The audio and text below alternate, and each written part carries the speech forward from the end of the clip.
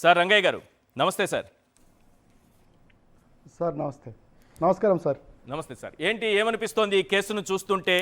నిన్న మిథున్ రెడ్డికి ఇచ్చినటువంటి బెయిల్ సందర్భంగా, తీర్పు సందర్భంగా ఏసీబీ కోర్టు చేసినటువంటి తీర్పులోని ప్రధానమైన అంశాలు కావచ్చు, లేకపోతే న్యాయమూర్తి గారు చేసినటువంటి కామెంట్స్ కావచ్చు, అసలు ఈ కేసు నిలబడుతుందా? ఏమనిపిస్తోంది? ఈ కేసు ఒక్కొక్క చిక్కుముడి విడిపోతున్నట్టే కనిపిస్తోందా? సార్ చాలా క్లియర్గా చిక్కుముడి విడిపోతున్నట్టుగా కనిపిస్తూ ఉంది. విషయం ఏమిటంటే ఇదొక పొలిటికల్ వెండెట్టా. పొలిటికల్ వెండెట్టాలో కూడా దట్టు బేస్లెస్, చాలా నిరాధారమైన ఆరోపణలతో పెట్టింది. మిథున్ రెడ్డి గారిని కస్టడీలోకి తీసుకున్న రోజు కూడా ఆయన చెప్పాడు, ఏ స్కాము లేని దాంట్లో నన్ను తీసుకెళ్తున్నారు, అది నిలబడే అవకాశం లేదు అని. అదే నిజమైంది. కానీ ఈ పనిని వాళ్ళు ఎందుకు చేశారు అంటే, నాకేమనిపిస్తుందంటే మద్యం స్కామ్కి సంబంధించి మద్యం పాలసీలు ఏవైతే ఉన్నాయో ఇప్పుడున్న గవర్నమెంట్ చేసినవి, మా టైంలో పాలసీల టైంకి వైఎస్ఆర్సీపీ గవర్నమెంట్ జగనన్న ఆధ్వర్యంలో చేసినవి వాటికి చూస్తే క్లియర్గా అర్థమవుతున్నది ఏంటంటే, అక్కడ చాలా ట్రాన్స్పరెన్సీ ఉంది, మద్యం విధానంలో చాలా ట్రాన్స్పరెన్సీ ఉంది. ఒక రెగ్యులేటరీ సిస్టమ్ కూడా ఉంది. ప్రత్యేకంగా సెబ్ని బహుశా భారతదేశంలో ఏ రాష్ట్రంలో అంత పటిష్టంగా నిర్వహించిన ఎక్కడ లేదు. అది స్పెషల్ ఎన్ఫోర్స్మెంట్ బ్యూరోనే ఒకటిని పెట్టేసి ఎక్కడ మద్యం యువతలకి రాకుండా చేసిన పరిస్థితి అప్పుడు కనిపిస్తుంది. ఇప్పుడు ఈ కార్యక్రమం అంతా ఎందుకు చేసినారని నేను అనుకుంటున్నానంటే, కొన్ని వేల కోట్ల రూపాయలు వీళ్ళు ఇప్పుడు ఈ క్షణము ప్రతిరోజు కూడా తెలుగుదేశం ప్రభుత్వం, కూటమి ప్రభుత్వము, ఈ త్రిపుల్ ఇంజన్ సర్కారు డబ్బులు మద్యంలో సంపాదిస్తూ ఉంది. ఎలా సంపాదిస్తుందంటే, ఇప్పుడు మా ఏ ప్రాంతమైనా తీసుకోండి, ఏ నియోజకవర్గమైనా తీసుకోండి, నియోజకవర్గంలో ఏ ఊర్లో కూడా బెల్ట్ షాప్ లేదు అని చెప్పగలిగే ఒక ఊరుంటే ఈ ఆంధ్రప్రదేశ్ రాష్ట్రంలో చెప్పండి, ఒక్కటి ఉంటే చెప్పండి. అంతేకాకుండా వాళ్ళు పెట్టిన లాటరీ పద్ధతులు కూడా ఎలా ఉన్నాయంటే, అందరు ఎమ్మెల్యేలకు సంబంధించినటివే ఉన్నాయి. నేను ఇంతకుముందు కూడా ఆరోపించి ఉన్నాను. ఇప్పుడు అనంతపురం టౌన్లో తీసుకుంటే అన్ని చోట్ల రుద్ర వైన్స్ అని ఉంటాయి, అన్ని చోట్ల ఒకటే ఉంటుంది. కళ్యాణ్ దుర్గం తీసుకుంటే కళ్యాణ్ వైన్స్ అని ఉంటుంది. లాటరీ సిస్టములో మీకు షాపులు కేటాయించినప్పుడు అన్ని వాళ్ళ లాటరీలు అంతా అదృష్టం అంతా ఒక్కరికే ఎట్లా వస్తుంది? దాని తర్వాత ఒక్కొక్క బాటిల్కి కనీసం అంటే 20 రూపాయల నుంచి 30 రూపాయలు వసూలు చేస్తున్నారు. నేను చెప్తున్నాను, నేను మొన్న ఒక ఊర్లో కూర్చుంటే ఒక్క గ్రామంలో ఎన్ని షాపులు ఉన్నాయంటే దాదాపు 11 ఉన్నాయని చెప్తున్నారు.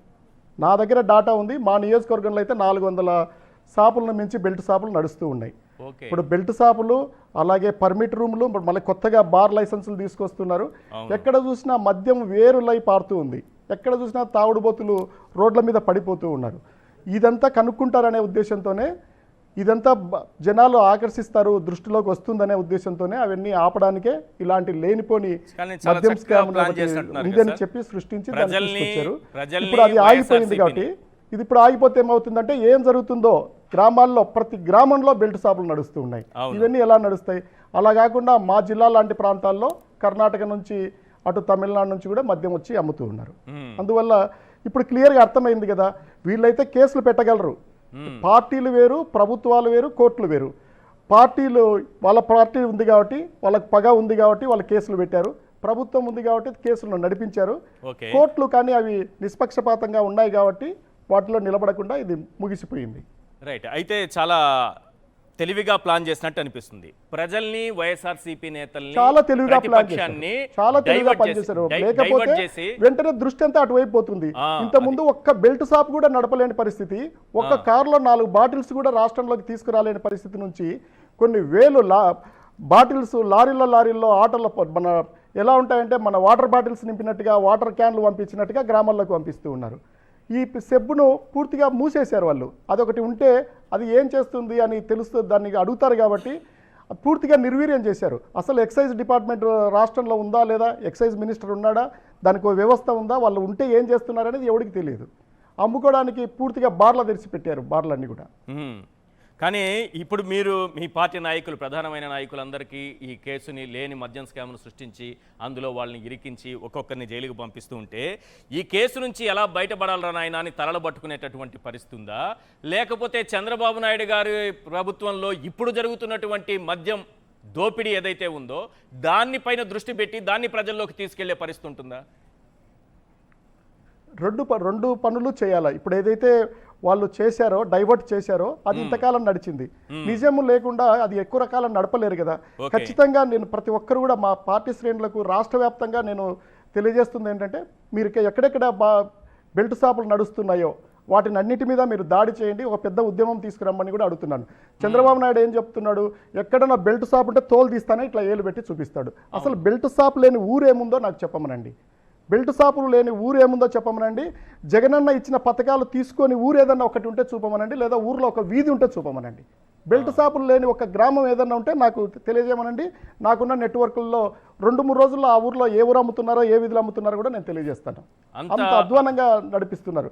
ఈ దోపిడీని కప్పిపుచ్చుకోవడానికే పాత రోజుల్లో చెప్పేవాళ్ళు బ్రిటిష్ వాళ్ళు దానికి లండన్కి బ్రిటిష్ భారతదేశం నుంచి దోపిడీ ఎలా చేశారంటే, గంగా నదిలో ఒక స్పాంజ్ని పెట్టి ఆ నదిలో ఉండే స్పాంజ్లో ఉండే నీటిని అంతా తీసుకుపోయి థేమ్స్ నది, లండన్లో ఉన్న థేమ్స్ నదిలో వదిలిపెట్టినట్టుగా ప్రతి ఒక్కడి జోబుల్లో నుంచి డబ్బులు తీసుకుంటున్నారు. వాడు కూలివాడా, ఆటోవాడా, వాచ్మెనా, హోటల్లో పనిచేసేవాడు అనేది కాదు, తాగేవాడి ప్రతి జోబులో నుంచి డబ్బులు పోతూ ఉన్నాయి.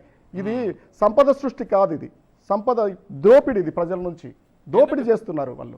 ఎందుకు మీరు నాణ్యమైన మద్యం మీరు ఇవ్వలేదు, చంద్రబాబు నాయుడు గారు ఇస్తున్నారని చెప్తున్నారు కదా. మీరు అసలు మద్యమే లేకుండా చేశారు, వాళ్ళ ఆరోగ్యం. అదొక భావదారిద్ర్యం. ఎవరన్నా కూడా ముఖ్యమంత్రి భారతదేశంలో తక్కువ ధరలకి నాణ్యమైన మద్యాన్ని ఇస్తానని చెప్పినోడు ఒకడు ఉన్నాడా అండి? ఒక్కరన్నా ఉన్నారా? ఒకవేళ నిజంగానే కాన్స్టిట్యూషన్ ఇలాగే పనిచేస్తుంటే పాత రోజులకు గినక పోయి ఉంటే, అంటే చిన్న రైలు ప్రమాదం జరిగితే రైల్వే మంత్రి గారు రాజీనామా చేసినట్టుగా అట్లా విలువల్లోకి వెళ్తే ఇలాంటి ముఖ్యమంత్రి ఉండింటే, పాత గవర్నర్లు అంటే సాయంత్రానికి రాసేసిందరు 356 పెట్టండి, ఈ ముఖ్యమంత్రికి అయినా పనికిరాడు, మద్యం అమ్ముతానంటున్నాడు, దానితోడు కూడా తక్కువ ధరకు అమ్ముతానంటున్నాడు, మళ్ళీ నాణ్యంగా అమ్ముతానంటున్నాడని. ఖచ్చితంగా జరిగి ఉండేది అది. ఇప్పుడు ఆ వ్యవస్థలన్నీ మారినాయి కాబట్టి వీళ్ళ ఆటలు సాగుతూ ఉన్నాయి. ఒకటి అడగచ్చు కదా అందరూ కలిసి, నాణ్యమైన మద్యం అన్న తర్వాత దానిపైన మద్యం ఆరోగ్యానికి హానికరం ఏదో లేబుల్ అతికించుంటారంట కదా, అది తీసేయచ్చు కదా చంద్రబాబు నాయుడు గారు. నాణ్యమైన విద్య ఇస్తానని చెప్పినోడిని చూసింటాము, నాణ్యమైన వైద్యం ఇస్తామని చెప్పినోడిని చూసింటాం, కానీ నాణ్యమైన మద్యం ఇస్తానని చెప్పే ముఖ్యమంత్రి ఎవరున్నారు సార్? ఈయన కాకుంటే దరిద్రుడు కాకపోతే ఇంతకంటే దరిద్రమే ఉంటుంది. దాంట్లో ఇన్ని వేల కోట్లు ప్రతి బాటిల్ మీద 20,000, 20 రూపాయలు, 30 రూపాయలు వసూలు చేస్తే సాయంత్రానికి ఎన్ని వేలు అవుతుంది? మండలం మొత్తం మీద ఎన్ని లక్షలు అవుతుంది? నియోజకవర్గం అంతా ఎన్ని కోట్లు అవుతుంది? ఈ కోట్ల రూపాయలంతా కూడా పంచుకుంటున్నారు. గ్రామంలో ఉండే తెలుగుదేశం నాయకులు, మండలంలో ఉండేటోళ్ళు, రోజు ఎమ్మెల్యేలు ఎవరైతే ఇన్వాల్వ్ అవుతున్నారో వాళ్ళందరికీ డబ్బులు చేరుతున్నాయి. ఇంత యథేచ్ఛగా డబ్బులు చేరుతుంటే ఇంక వాళ్ళకి ఏం కావాలి? అందుకే ఎక్కడ చూసినా కూడా దాడులకు దిగుతున్నారు, ధైర్యంగా ఉన్నారు, మళ్ళీ ఎన్నికల్లో ఇదే డబ్బులు పెడతారు. ఈ కోట్ల రూపాయలంతా కూడా పంచుకుంటున్నారు. గ్రామంలో ఉండే తెలుగుదేశం నాయకులు, మండలంలో ఉండేటోళ్ళు, రోజు ఎమ్మెల్యేలు ఎవరైతే ఇన్వాల్వ్ అవుతున్నారో వాళ్ళందరికీ డబ్బులు చేరుతున్నాయి. ఇంత యథేచ్ఛగా డబ్బులు చేరుతుంటే ఇంక వాళ్ళకి ఏం కావాలి? అందుకే ఎక్కడ చూసినా కూడా దాడులకు దిగుతున్నారు, ధైర్యంగా ఉన్నారు, మళ్ళీ ఎన్నికల్లో ఇదే డబ్బులు పెడతారు.